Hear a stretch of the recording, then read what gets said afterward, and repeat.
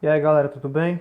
Vamos fazer a nossa correção da atividade de História. A primeira parte do capítulo 5, a Sociedade Tupinambá em Pindorama. Ok? Vamos lá. Primeira questão.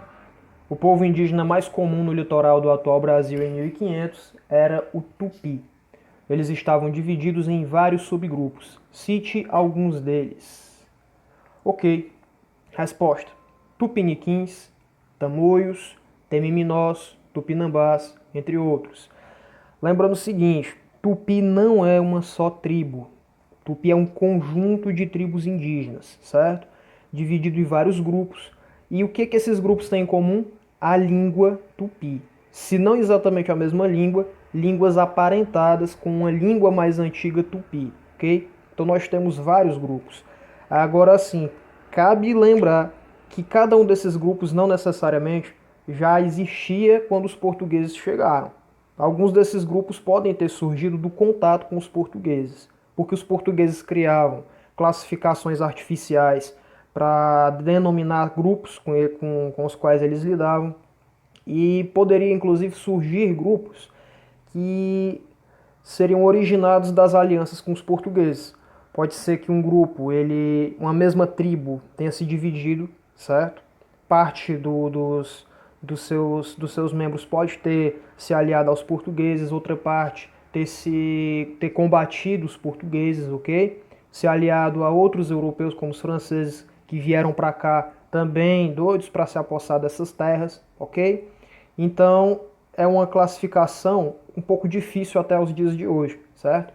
Mas no mais é isso. Tupi é uma língua e um grupo de vários povos que utilizam essa língua. Segunda questão: qual o significado do termo tapuia para os tupis? Resposta: tapuia é como os tupis designavam os povos indígenas que não falavam a língua tupi. Ou seja, pessoal, nós temos um grupo linguístico enorme que é formado por várias tribos que falavam a língua tupi, e nós temos uma série de indígenas que não utilizavam o tupi, que os tupis chamavam de tapuia. Agora, é correto nós utilizarmos essa classificação? Não. Os tupis utilizavam para eles, para facilitar as relações deles, quem era tupi e quem não era, quem estava de fora. Mas a gente não pode pegar todos esses povos e dizer que são tapuias só porque não falam tupi, ok? O que os tupis chamavam de tapuia e os portugueses, por influência dos tupis, também passavam a chamar, é uma diversidade gigantesca de povos, de religiões e de idiomas, várias línguas diferentes. Existe uma diversidade cultural enorme nessa classificação pequenininha de tapuias, ok? Terceira questão: qual o significado da prática do canibalismo para os indígenas? Vejamos. Não comiam. Isso aqui foi extraído do livro, ok? Coloquei para facilitar para vocês, até porque alguns pegaram também a resposta, né, na hora de pesquisar. Não comiam os inimigos por crueldade ou gosto, mas por acreditar que, por meio disso, absorviam sua força e coragem, além de vingarem a morte de seus parentes, comidos por aqueles mesmos inimigos em rituais antropofágicos anteriores. Professor, que palavra difícil, antropofágico. Gente, antropofágico vem da palavra antropofagia, que quer dizer comer carne humana, certo? Antropo quer dizer homem, fágico, fagia, fagos, vem da palavra comer, do grego. Então, antropofagia é o canibalismo humano. Por que os índios faziam isso? Passavam fome, comia gente, eles eram cruéis, eles eram loucos, eles eram esfomeados, né? Não, gente. O que acontece? Isso era um ritual para eles. Do mesmo jeito que os astecas sacrificavam humanos para os deuses, os índios também matavam seres humanos em rituais, não exatamente para os deuses, mas também com uma motivação religiosa. Eles acreditavam que devorando a carne do inimigo, eles iam absorver a coragem, a força, a determinação, o intelecto do inimigo devorado. E existia um ciclo de vinganças no meio dessa matança toda.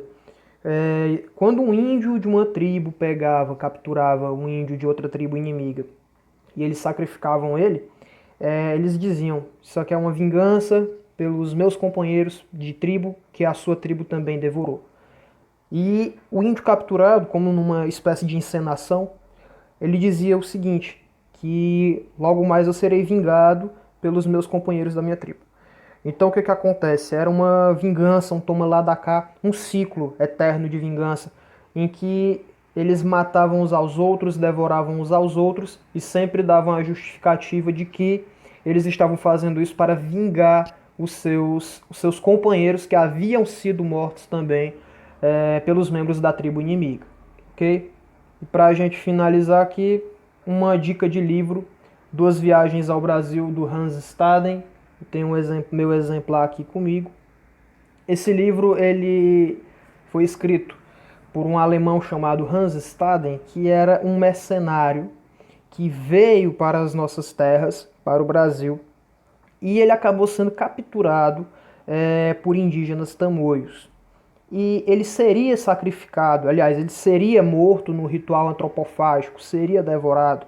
Mas o Hans, ele, por ironia do destino, ele conseguiu se salvar, conseguiu voltar para a Europa e ele fez um relato muito minucioso da cultura indígena e principalmente dos rituais canibalísticos dos índios. O Hans, ele narra, por exemplo, a forma como era feito esse ritual, né? A serenidade que ele vê um índio sendo devorado, o índio vai ser devorado e ele muito sereno, acostumado, sabe que é aquela cultura deles de estar matando uns aos outros e acabar virando comida um do outro. Ele narra como era feita como era feito o assassinato, né? Então eles levavam uma pancada na cabeça, depois já estavam mortos, e aí eles eram despedaçados, colocavam, fazia lá um churrasco com carne humana. Ele narra inclusive que um chefe, o Cunhambebe, que tem aí no livro de vocês, ele tá lá devorando uma perna de um cara, e o Hans, ele reprova, né, a situação. Ele depois de um tempo ele escapa da morte, fica um pouco até amigo dos índios, de certo modo, né? Eles começaram a estimá-lo lá.